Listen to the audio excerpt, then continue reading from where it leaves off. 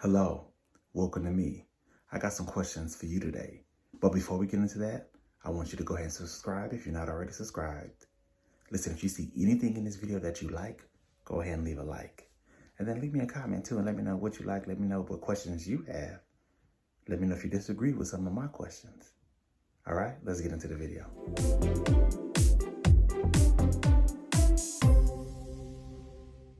Why is Starbucks so expensive?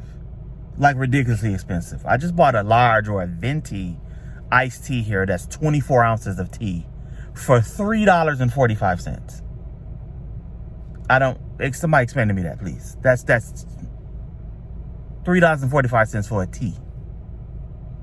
I'm just wondering. I'm confused and abused.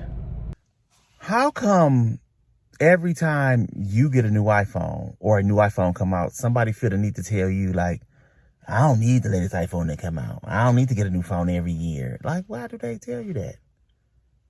They tell me that all the time. I don't care. I don't care what they do. I don't care what kind of phone they have. I don't get it. I be confused. What are they trying to say? Or what does that mean? What do I supposed to take from that when somebody tell me they don't need the latest iPhone? Because they throw that word need in there. I almost feel like they think I want. And I buy what I want because I'm an adult with my money that I go to work for. If you don't want me to get the latest iPhone that come out, you buy it. I was just curious why y'all do that. I don't know. Quick question. Why do they call them Clorox wipes when they don't have no bleach in there? Ain't Clorox a bleach product? Why they don't call them wipes by Clorox? Or even Clorox 2 wipes? Because don't they have a Clorox 2, a bleach alternative? So it seemed to me that's misleading. And I just was wondering, who thought of that? Quick question for my own self. Why do I obsess about wiper speed? I promise you don't know anybody who changed their wiper speed as much as I do, because it's got to be just right. It's got to be just right. What really is so bad about kids not learning to write in cursive? Like, the number one thing I hear people say is they can't read an official government document like the Constitution. Listen, I've never read the Constitution in my entire life. And I'm almost 40, and I know how to write in cursive.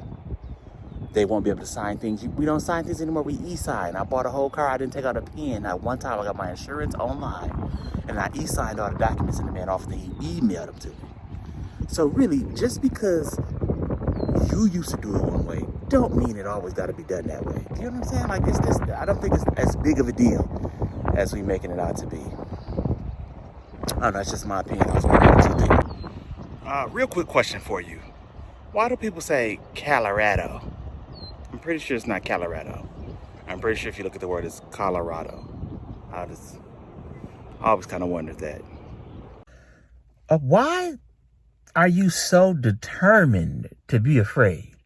Have you ever met somebody and they afraid of something, they scared, and you try to talk to them and ease their fears and talk common sense? No. They refuse to listen. They are determined to be afraid. Why are you so determined to be afraid? That seems strange to me. I'm curious. Inquiring minds want to know. Why do people always assume that you want what they want? I get so sick of that. I was just talking to somebody yesterday about some apartments I was looking at, and they asked me how much they cost. And they were, oh, for that much, you could get a house for that much. Wouldn't you rather have a house? No, I would not rather have a house. You would rather have a house, and that's fine. I don't want a house. I don't want to cut grass or shovel snow. Also, I have never dreamed of having a home. I've always dreamed of living in Manhattan. How many houses have you ever seen in Manhattan?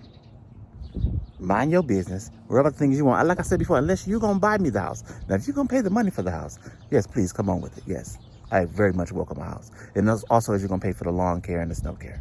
Thank you. Listen, I know I'm getting a little aggressive on some of these, but some of this stuff just happened to me in the last week, so it's still fresh on my body and on my spirit. I do apologize for being aggressive with y'all this morning. All right. Quick question. Where is the internet? Like, where is it at? Right now, you're probably watching me on a screen that's touching nothing but your hands, but it has the internet. And the internet is all over the world. Wherever you go, you can get onto the internet. So then where do it just exist in the space of time? Better yet, what is the internet exactly? And why don't it touch nothing but touch everything at the same time?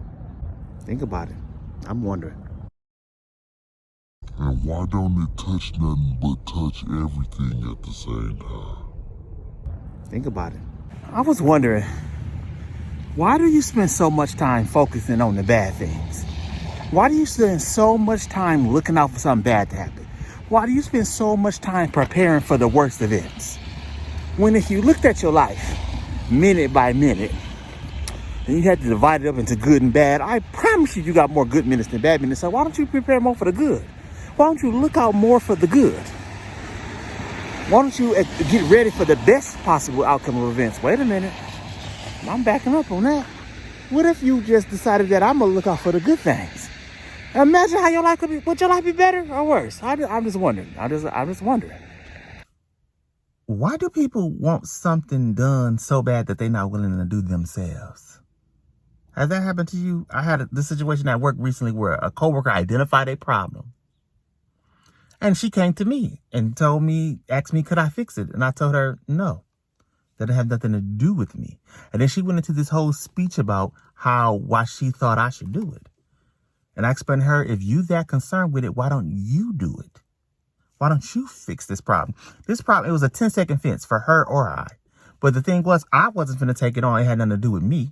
And she the one identified the problem, and it bothered her. It didn't bother me, bothered her. So she could fix it. Oh, she got mad. She brought it up in the meeting the next day. We have this little daily meeting. She brought it up, but she didn't really say nothing. She said it sly. Didn't nobody hear what she said, but she said it in the meeting because she was pissed off that I told her no. And I'm going to tell you another situation that just came in my mind. This one's going to be a little controversial for some of y'all, but I had a coworker complaining to me, upset because her husband wasn't taking out the garbage, and she just can't sit in no house with no garbage, and it don't seem to bother him. And because her and her have a close relationship, I said, well, if it's bothering you, why don't you just take it out? That solves everything. You no longer be bothered. He no longer be bothered. Nobody's bothered. Sometimes the solution to the problem is you. Sometimes the solution to the problem is you. Sometimes the solution to the problem is you.